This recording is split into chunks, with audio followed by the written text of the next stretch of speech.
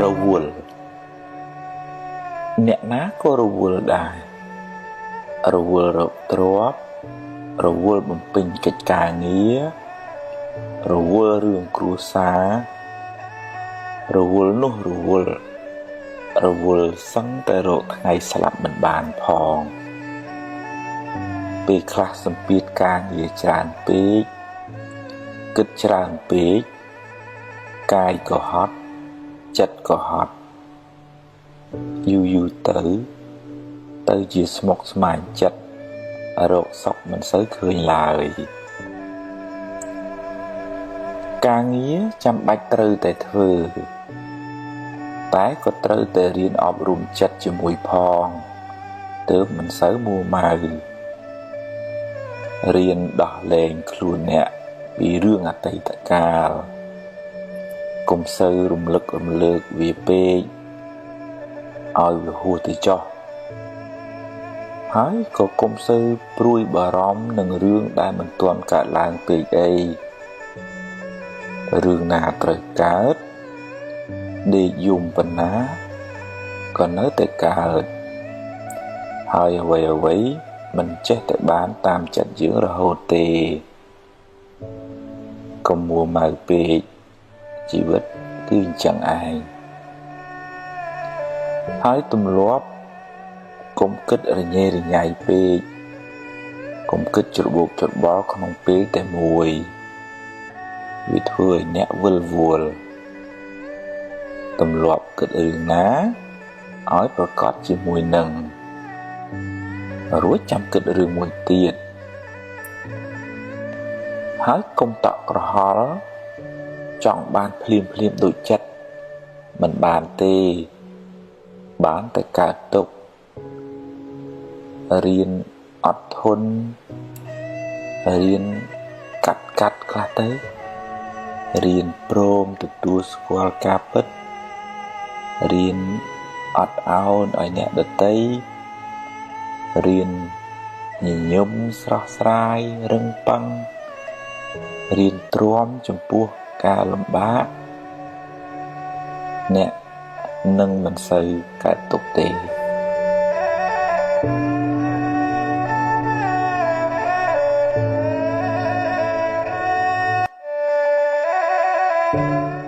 ស្មុគស្មាញចិត្តបើអ្នកចូលចិត្តប្រមូលរឿងក្តៅក្រហាយដាក់ក្នុងខួរក្បាលអ្នកច្រើនពេកអ្នកនឹងស្មុគស្មាញច្រើនមិនខានអ្នកខ្លះចូលចិត្តស្ពាយរឿងអតីតកាលរឿងដែលកន្លងហួសទៅហើយដេកស្ដាយក្រោយដេកអោបរហូត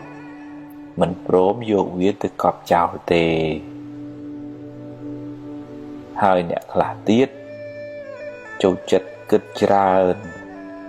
ដេកភ័យស្រមើស្រមៃបង្កើតរឿងមកបន្លាចខ្លួនឯងតាមពិតទៅរឿងនោះមិនទាំងទាន់កើតឡើងផងបើតែយ៉ាងនេះយូរទៅចិត្តអ្នកកាន់តែស្មុគស្មាញទៅដោយសារតែមិនព្រមបោះចោលខ្លះប្រឹងដើរប្រមូលសម្រាមបន្ថែមរាល់ថ្ងៃរឿងអីថាមិនលំបាកដើម្បីបានសេចក្តីសុខកុំឲ្យស្មុគស្មាញច្រើនទាល់តែរៀនកាត់ខ្លះរៀនបោះចោលខ្លះរៀនព្រមខ្លះនិងរៀនប្រឈមមុខចំពោះការពិតខ្លះទោះបីរឿងល្អរឿងមិនល្អក៏ប្រឹងដោះស្រាយទៅកុំស្មុគស្មាញពេកជីវិតគ្មានសេរីទេស្មុគស្មាញច្រើនជីវិតមិនសូវបានសុខទេ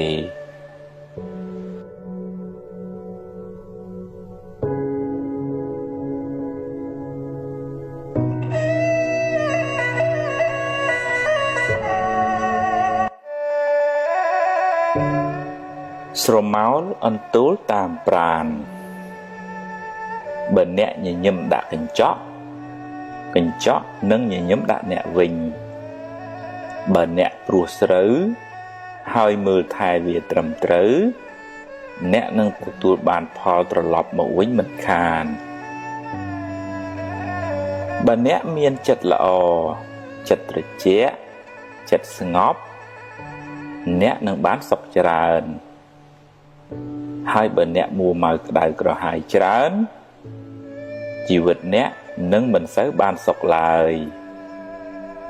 កម្មឲ្យផលភ្លាមមិនចាំបាច់ជាតិមុខជាតិក្រោយឡើយ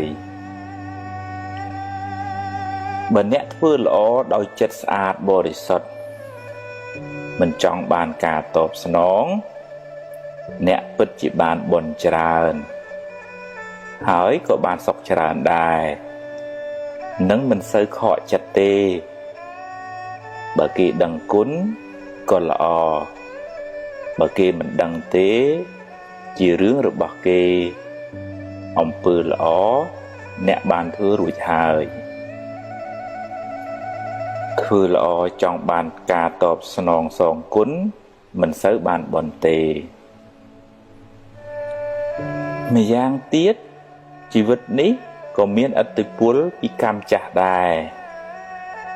អ្នកខ្លះធ្វើតែអំពើល្អបែរទៅជាជួបតែរឿងមិនល្អទៅវិញមិនដឹងថាបានសាងកម្មអីពីមុនមកសូមកុំអស់សង្ឃឹមកុំយល់ច្រឡំថាធ្វើបុណ្យហើយបែរទៅជាទទួលបាបវិញអីសោះបើអ្នកដាំដូងអ្នកមិនអាចបានផ្លែស្វាយឡើយរឿងអាក្រក់ជាផលនៃបាបកម្មចាស់ចំណែកបុណ្យថ្មីមិនទាន់មានពេលឲ្យផលនៅឡើយពេលធ្វើអំពើអាក្រក់អាចនាំឲ្យអ្នកសប្បាយរីករាយឆាប់មានឆាប់បានតែវាជាការផឹកទឹកឃ្មុំដែលលាយដោយថ្នាំពឹសតែមុនដំបូងទើបពុលជាខាងក្រោយពេលបាបឲ្យផល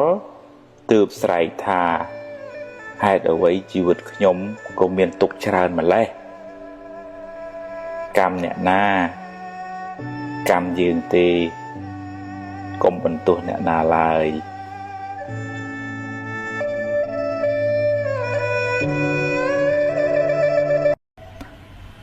ផលកម្មចាស់គ្មានអ្នកណារត់គេចបានទេ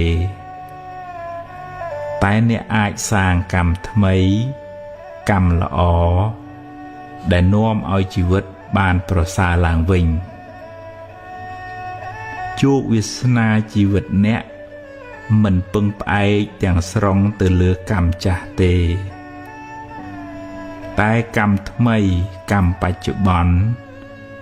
មានឥទ្ធិពលខ្លាំងលើខ្សែជីវិតអ្នកបើអ្នកជួបរឿងមិនល្អចាត់ទុកថាជាផលនៃកម្មចាស់ទៅចុះខំប្រឹងដោះស្រាយហើយបើដោះហើយងើបឡើងដើរទៅមុខទៀតសូមកុំស្ពាយផលកម្មចាស់នោះតាមខ្លួនយូរពេកធ្ងន់ណាស់បើវាឲ្យផលម្ដងហើយឲ្យវាកន្លងផុតទៅបើអ្នកមួម៉ៅនឹងវានឹងឧស្សាហ៍មករកអ្នកវិញមិនខាន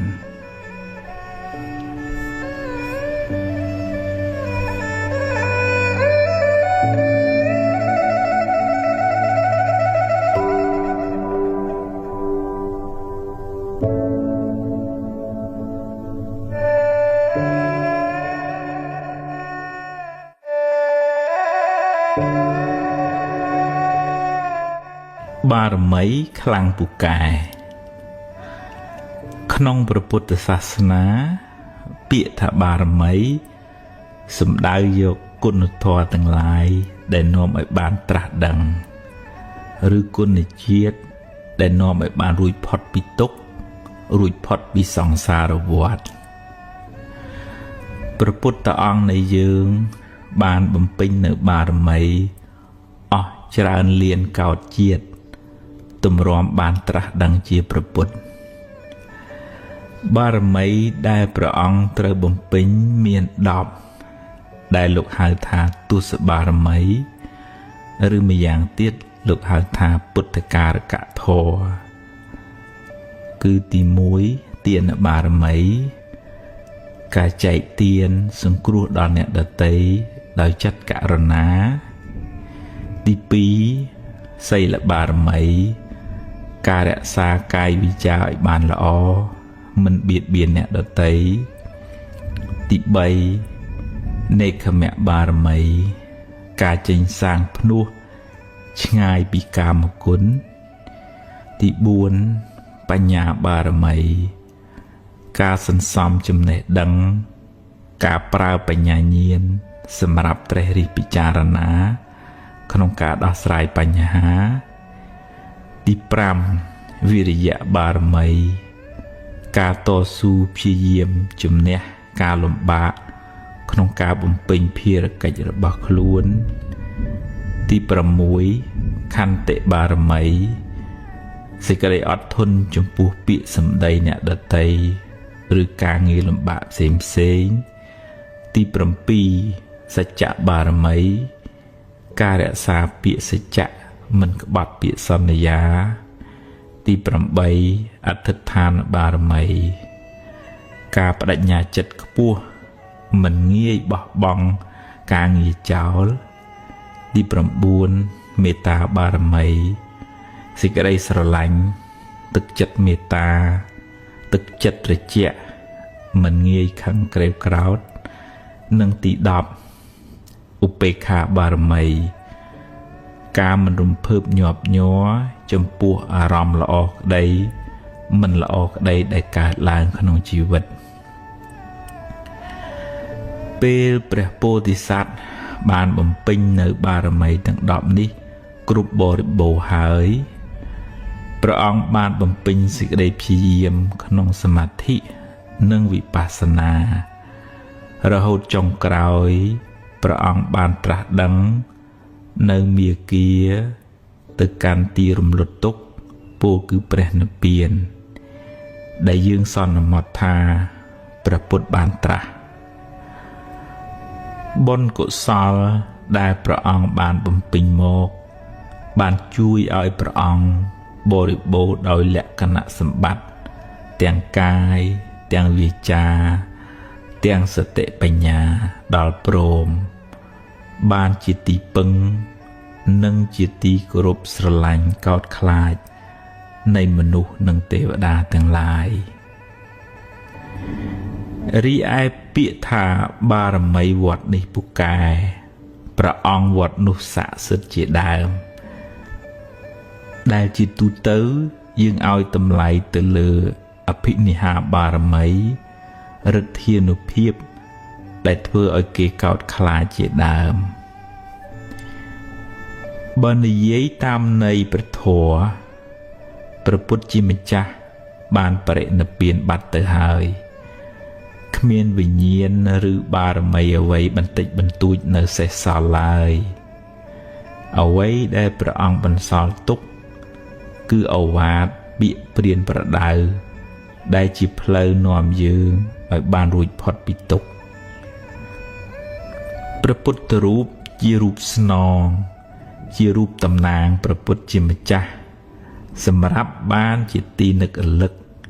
និងគោរពបូជាតែព្រះអង្គគ្មានចិត្តគ្មានវិញ្ញាណអ្វីមកដឹងរឿងយើងបែបបន់អ្វីឡើយព្រោះព្រះអង្គបានរំលត់ខណ្ឌទៅកាន់បរិនិព្វានហើយបើបងប្អូនទៅថ្វាយបង្គំព្រះពុទ្ធរូបសូមថ្វាយបង្គំដោយការដឹងគុណដែលព្រះអង្គជួយណែនាំយើងឲ្យបានសេចក្តីសុខថ្វាយបង្គំដោយសេចក្តីគោរពចំពោះគុណធម៌របស់ព្រះអង្គមិនគួរទៅថ្វាយបង្គំបួងសួងសុំឲ្យព្រះអង្គជួយយ៉ាងនេះយ៉ាងនោះទេព្រោះវាជាសទ្ធាដែលប្រាសចាកបញ្ញាឧបមាដូចអ្នកដំណើរប៉ុន្តែដើរទាំងពីការភ្នែក តែសូមចងចាំថាការថ្វាយបង្គំចំពោះព្រះពុទ្ធជាម្ចាស់ដោយសេចក្តីគោរពពិតប្រាកដដោយសមាទិដ្ឋិនឹងបានទទួលផលអានិសង្សច្រើនឥតគណនាតែផលនោះមិនមែនព្រះពុទ្ធជាអ្នកផ្ដល់ឲ្យយើងទេគឺផលកើតពីចិត្តជ្រះថ្លាក្នុងចិត្តរបស់យើងផ្ទាល់ដែលបានថ្វាយបង្គំចំពោះព្រះពុទ្ធជាម្ចាស់ដោយសទ្ធាប្រកបដោយបញ្ញារីឯរិទ្ធអានុភាព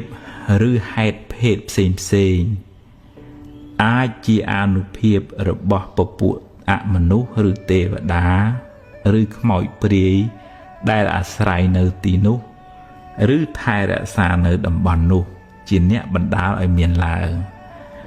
តែដាច់ខាតមិនមែនជាបារមីឬវិញ្ញាណរបស់ព្រះពុទ្ធឡើយពពួកអមនុស្សនៅទីនោះអាស្រ័យនឹងព្រះពុទ្ធរូបក៏ទទួលនៅសក្ការៈបូជាផ្សេងពីមនុស្សម្នាទាំងឡាយដែលយកទៅបូជានិយាយនេះមិនហាមឃាត់ថាឲ្យបងប្អូនឈប់គោរពបូជាទេវតាទេតែត្រូវធ្វើដោយសមាទិដ្ឋិត្រឹមត្រូវកុំឲ្យคล้ายជាមង្គលភ្ញាក់ផ្អើលដែលផ្ទុយពីឱវាទព្រះពុទ្ធទៅវិញយើងអាចសម្ដែងការរាប់អានការគោរពបូជាដល់ទេវតានិងអមនុស្សទាំងនោះតាមរយៈការផ្សាយមេត្តាចិត្តការជូនបុណ្យកុសលការថ្វាយគ្រឿងសក្ការៈផ្សេងឧបមាដូចជាការរាប់អានអ្នកជិតខាងដូច្នោះឯងសូមឲ្យគេបានសុខបានចម្រើនហើយជួយថែរក្សាគ្នាទៅវិញទៅមកតែមិនគួរផ្ដេកផ្ដួលចិត្តបាត់បង់ជំហរលួងខ្លួនដើរតែបន់ស្រន់បួងសួងសុំសេចក្តីសុខពីគេឡើយហើយភ្លេចធ្វើមូលហេតុនៃសេចក្តីសុខនោះដោយខ្លួនឯងព្រោះអ្វីគ្រប់យ៉ាងសុទ្ធតែមានហេតុផលបើអ្នកគ្មានបុណ្យទេអង្វរករយ៉ាងម៉េចក៏ទេវតាមិនអាចជួយអ្នកបានដែរគេជួយយើងតលតែយើងមានបុណ្យខ្លួនយើងដែរដោយភាសាអង់គ្លេសមួយថា there is no free lunch បើអ្នកជាមនុស្សមានបុណ្យមិនចាំបាច់សុំទេវតាឲ្យជួយក៏បានដែរគឺជាភារកិច្ចរបស់គេត្រូវតែជួយអ្នកដោយពេលដែលព្រះពុទ្ធជាម្ចាស់នៃយើងទ្រង់ចុះចាប់បដិសន្ធិមានទេវតាមកថែរក្សាព្រះគភ៌របស់ព្រះមេត្តាព្រះអង្គជាប្រចាំសូមចងចាំថាទេវតាខ្លះជាសមាទិដ្ឋិទេវតាខ្លះជាមិច្ឆាទិដ្ឋិយល់ខុសហើយអាចនាំអ្នកឲ្យដើរផ្លូវខុសដែរមិនមែនទេវតាសុទ្ធតែល្អទាំងអស់ទេយើងមានទុក្ខដោយយើងទេវតាមានទុក្ខដោយទេវតា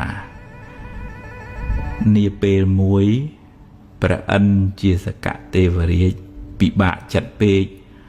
រកអ្នកណាជួយមិនបានក៏ចូលមករកព្រះពុទ្ធជាម្ចាស់សូមព្រះអង្គឲ្យជួយសម្រាលទុក្ខ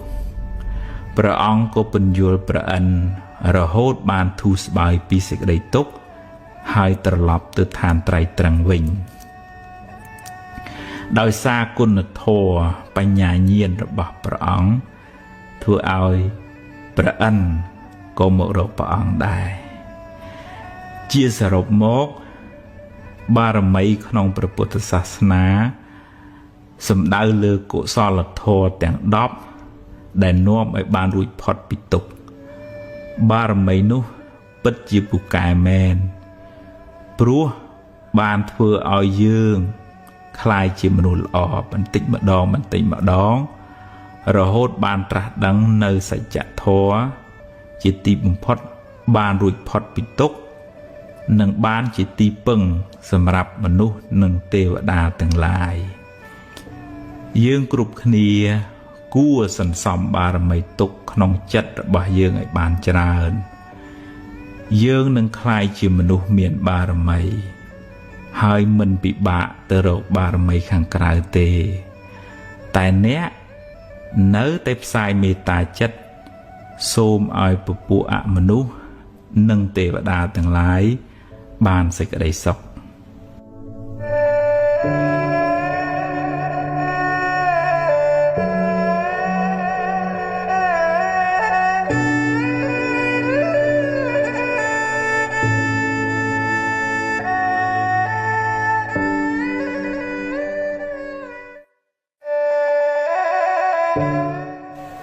ខ្លាចគេថាអ្នកខ្លះខ្លាចគេថាពេករហូតដល់ថ្នាក់រួញខ្លួនរួញគំនិតមិនហ៊ានធ្វើអ្វីដែលខ្លួនពេញចិត្តរស់នៅដើម្បីតម្រូវតែចិត្តគេរហូតជួនកាលគេមិនទាំងបានគិតអីពីយើងផងគេក៏ខ្លាចដូចតែយើងដែរយូរទៅនាំគ្នារស់ទាំងភ័យខ្លាចគ្នាទៅវិញទៅមកយើងមិនអាចតម្រូវចិត្តគេបានគ្រប់គ្នាទេបើអ្នកគិតថាល្អហើយមានប្រយោជន៍ហើយធ្វើទៅធ្វើឲ្យអស់ពីចិត្តពីថ្លើមឲ្យបានសម្រេចជោគជ័យហើយប្រាប់គេថាអ្វីដែលអ្នកគិតគឺពិតជាត្រឹមត្រូវមិនមែនថាមិនឲ្យស្ដាប់យោបល់គេទេស្ដាប់ចុះតែពិចារណាផងបើគេឲ្យយោបល់ដើម្បីឲ្យអ្នកបានចម្រើនទទួលយកចុះហើយអរគុណគេផង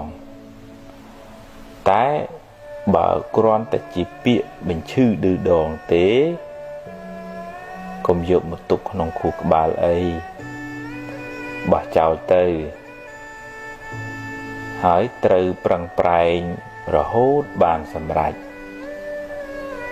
អ្នកនឹងក្លាយជាមនុស្សរឹងមាំ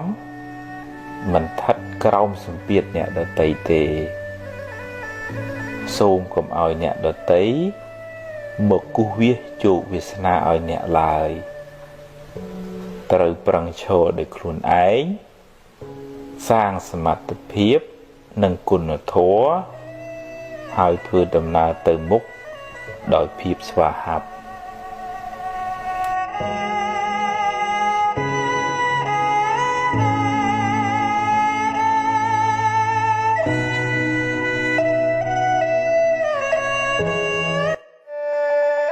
គេឈ្នានេះខ្ញុំខំធ្វើល្អណាស់តែនៅតែមានគេចំណែននិន្ទាខ្ញុំនិយាយអាក្រក់ពីខ្ញុំឌឺដងដាក់ខ្ញុំបង្ខូចខ្ញុំរហូតបើអ្នកប្រឹងប្រែងធ្វើល្អអ្នកជាមនុស្សល្អហើយបើគេចរណែននិន្ទាអ្នកគេជាមនុស្សអាក្រក់មិនពាក់ព័ន្ធគ្នាទេតែបើអ្នកមួម៉ៅនឹងគេអ្នកក៏คล้ายជាមនុស្សអាក្រក់មួយនឹងគេដែរបើគេហុចភ្លើងឲ្យអ្នកទទួលឬមិនទទួលជាសិទ្ធិរបស់អ្នកបើអ្នកចង់ក្តៅទទួលយករឿងនឹងមកដាក់ក្នុងខួរក្បាលទៅក្តៅកាហាយហើយតែបើអ្នកមិនចង់ក្តៅទេកុំយកភ្លើងនឹងអីកុំទុកដាក់ក្នុងខួរក្បាលអ្នកអីឲ្យគេយកទៅវិញចុះឬក៏ឲ្យវារសាត់បាត់ពីខួរក្បាលអ្នកទៅអ្នកនឹងមិនសូវលំបាកទេគេឌឺដងចង់ឲ្យអ្នកក្តៅបើអ្នកក្តៅតាមគេមែនមានន័យថា អ្នកធ្វើតម្រូវចិត្តសត្រូវរបស់អ្នកហើយគេមានឥទ្ធិពលលើជីវិតអ្នកហើយកុំបណ្ដោយឲ្យអ្នកដទៃមកកំណត់សុខទុក្ខក្នុងចិត្តអ្នកឡើយ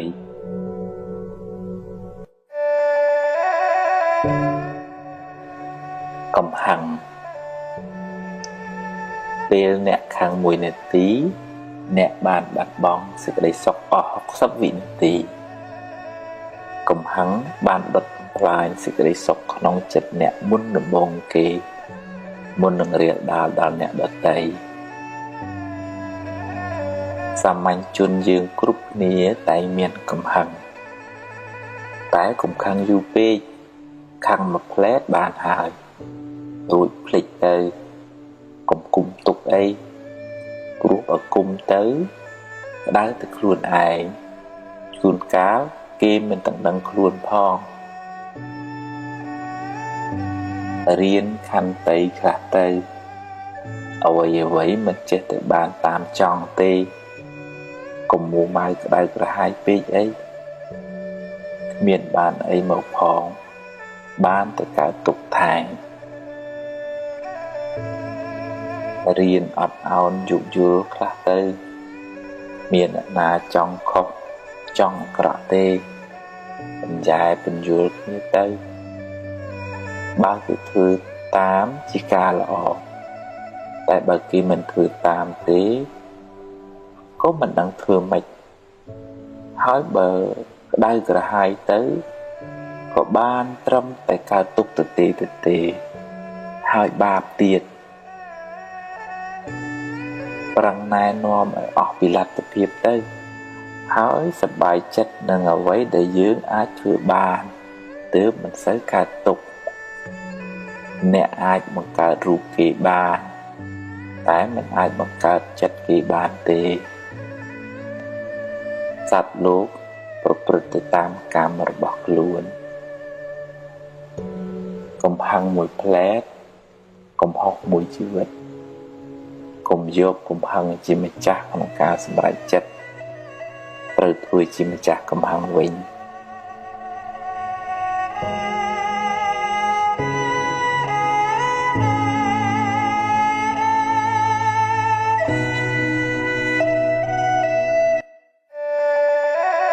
រវល់អ្នកណាក៏រវល់ដែររវល់រកទ្រព្យរវល់បំពេញកិច្ចការងារ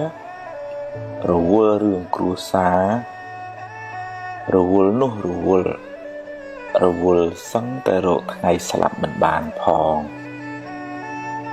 ពេលខ្លះសម្ពាធការងារច្រើនពេកគិតច្រើនពេកកាយក៏ហត់ចិត្តក៏ហត់យូរ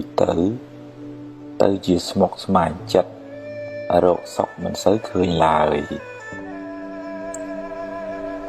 ការងារចាំបាច់ត្រូវតែធ្វើតែក៏ត្រូវតែរៀនអប់រំចិត្តជាមួយផងទើបមិនសូវមួម៉ៅរៀនដោះលែងខ្លួនអ្នកពីរឿងអតីតកាលកុំសូវរំលឹករំលើកវាពេកឲ្យវាហួសទៅចោះហើយក៏កុំសូវព្រួយបារម្ភនឹងរឿងដែលមិនទាន់កើតឡើងពេកអីរឿងណាត្រូវកើតដេកយំប៉ុណ្ណាក៏នៅតែកើតហើយអ្វី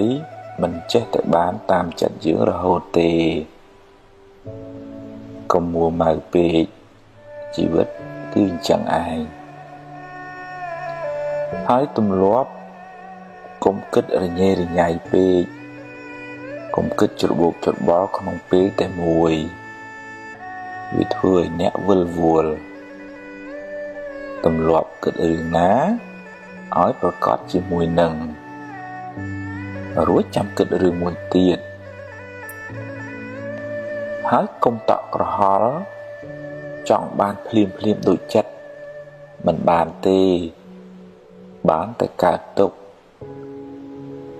រៀនអត់ធន់រៀនកាត់ខ្លះទៅ រៀនព្រមទទួលស្គាល់ការពិតរៀនអត់ឱនឲ្យអ្នកដទៃរៀនញញឹមស្រស់ស្រាយរឹងប៉ឹងរៀនទ្រាំចំពោះការលំបាកអ្នកនឹងមិនសូវកើតទុក្ខទេ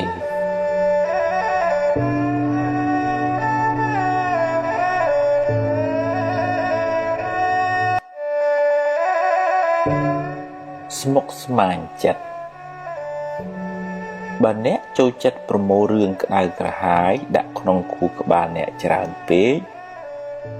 អ្នកនឹងស្មុគស្មាញច្រើនមិនខានអ្នកខ្លះចូលចិត្តស្ពាយរឿងអតីតកាលរឿងដែលកន្លងហួសទៅហើយដេកស្ដាយក្រោយដេកអោបរហូតមិនព្រមយកវាទៅកប់ចោលទេហើយអ្នកខ្លះទៀតចូលចិត្តគិតច្រើនដេកភ័យស្រមើស្រមៃបង្កើតរឿងមកបន្លាចខ្លួនឯងតាមពិតទៅរឿងនោះមិនទាំងទាន់កើតឡើងផងបើតែយ៉ាងនេះយូរទៅចិត្តអ្នកកាន់តែស្មុគស្មាញទៅស្មុគស្មាញទៅដោយសារតែមិនព្រមបោះចោលខ្លះប្រឹងដើរប្រមូលសម្រាមបន្ថែមរាល់ថ្ងៃរឿងអីថាមិនលំបាកដើម្បីបានសេចក្តីសុខកុំឲ្យស្មុគស្មាញច្រើនទាល់តែរៀនកាត់ខ្លះរៀនបោះចោលខ្លះរៀនព្រមខ្លះនិងរៀនប្រឈមមុខចំពោះការពិតខ្លះទោះបី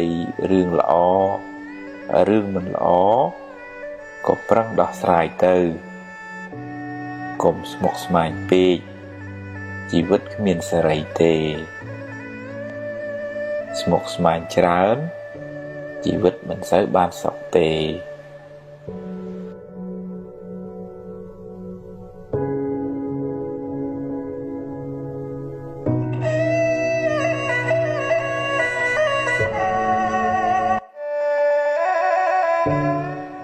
ស្រមោលអន្ទូលតាមប្រាណបើអ្នកញញឹមដាក់កញ្ចក់នឹងញញឹមដាក់អ្នកវិញបើអ្នកព្រោះស្រូវហើយមើលថែវាត្រឹមត្រូវអ្នកនឹងទទួលបានផលត្រឡប់មកវិញមិនខានបើអ្នកមានចិត្តល្អចិត្តត្រជាក់ចិត្តស្ងប់អ្នកនឹងបានសុខច្រើនហើយបើអ្នកមួម៉ៅក្តៅក្រហាយច្រើនជីវិតអ្នកនឹងមិនសូវបានសុខឡើយកម្មឲ្យផលភ្លាមមិនចាំបាច់ជាតិមុខជាតិក្រោយឡើយបើអ្នកធ្វើល្អដោយចិត្តស្អាតបរិសុទ្ធមិនចង់បានការតបស្នងអ្នកពិតជាបានបុណ្យច្រើនហើយក៏បានសុខច្រើនដែរនឹងមិនសូវខកចិត្តទេបើគេដឹងគុណក៏ល្អបើគេមិនដឹងទេជារឿងរបស់គេអំពើល្អអ្នកបានធ្វើរួចហើយធ្វើល្អចង់បានការតបស្នងសងគុណមិនសូវបានបុណ្យទេម្យ៉ាងទៀតជីវិតនេះក៏មានឥទ្ធិពលពីកម្មចាស់ដែរអ្នកខ្លះធ្វើតែអំពើល្អបែរទៅជាជួបតែរឿងមិនល្អទៅវិញមិនដឹងថាបានសាងកម្មអីពីមុនមកសូមកុំអស់សង្ឃឹមកុំយល់ច្រឡំថាធ្វើបុណ្យហើយបែរទៅជាទទួលបាបវិញឲ្យសោះបើអ្នកដាំដូងអ្នកមិនអាចបានផ្លែស្វាយឡើយរឿងអាក្រក់ជាផលនៃបាបកម្មចាស់ចំណែកបុណ្យថ្មីមិនទាន់មានពេលឲ្យផលនៅឡើយ ពេលធ្វើអំពើអាក្រក់អាចនាំឲ្យអ្នកសប្បាយរីករាយឆាប់មានឆាប់បានតែវាជាការផឹកទឹកឃ្មុំដែលលាយដោយថ្នាំពឹសផ្អែមមុនដំបូងទើបពុលជាខាងក្រោយពេលបាបឲ្យផលទើបស្រែកថាហេតុអ្វីជីវិតខ្ញុំក៏មានទុក្ខច្រើនម្ល៉េះកម្មអ្នកណាកម្មយើងទេកុំបន្ទោសអ្នកណាឡើយ